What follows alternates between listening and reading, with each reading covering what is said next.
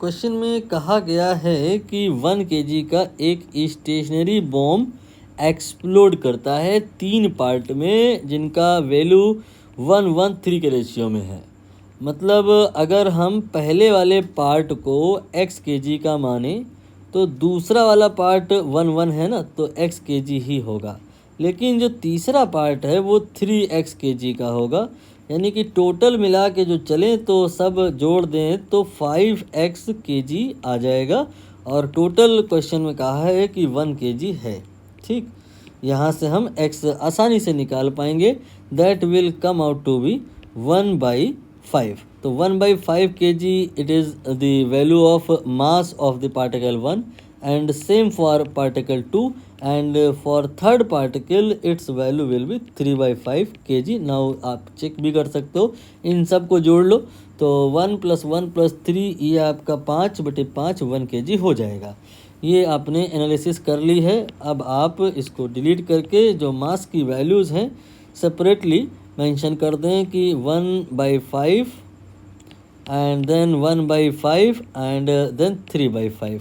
ठीक, इनके बारे में ये कहा गया है कि ये जो पार्ट्स हैं आपके सेम मास के, वो 1/5 एंड 1/5 वाले, मतलब पहला और दूसरा, ये आपके वेलोसिटी 30 मीटर पर सेकंड से मूव कर रहे हैं, लेकिन परपेंडिकुलर डायरेक्शन है, ये ध्यान रखना है।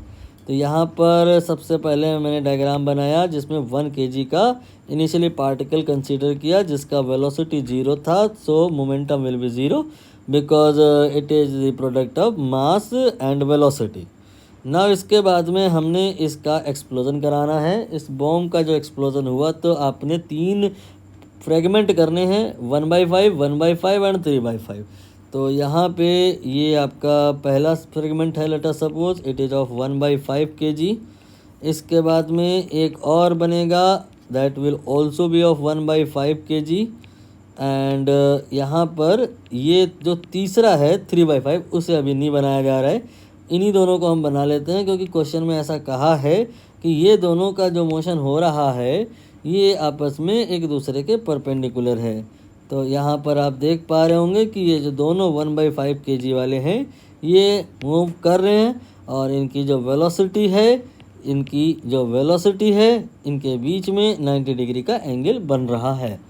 अब यहाँ पर वो वेलोसिटी कितनी है, 30 है, मतलब इसका वेलोसिटी यहाँ 30 लिखा जाएगा और यहाँ इसका 30 लिखा जाएगा। नाउ ये मास है, ये वेलोसिटी है, जो मल्टीप्लाई करें तो मोमेंटम आ जाएगा। That will be 1/5 × 30, so it will be 6 kg metre per second.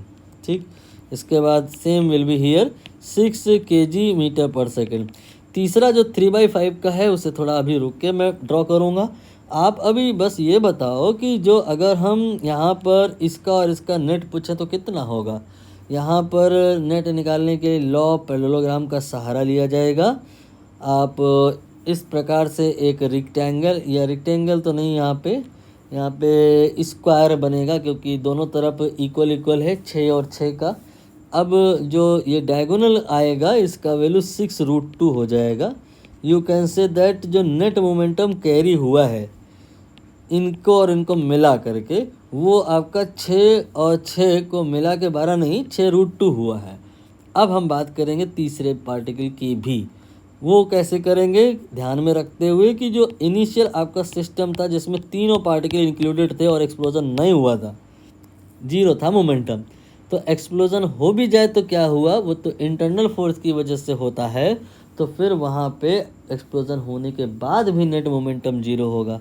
1 और 2 ये जो पार्टिकल हैं को मिला के हम बात कर रहे हैं तो मोमेंटम 6√2 के बराबर का आ रहा है, अलोंग ए बी आ रहा है। इसका मतलब जो तीसरा पार्टिकल होगा उसका मोमेंटम इतने के ही बराबर होगा, लेकिन होगा अपोजिट, तभी तो कैंसिल होकर नेट 0 हो पाएगा।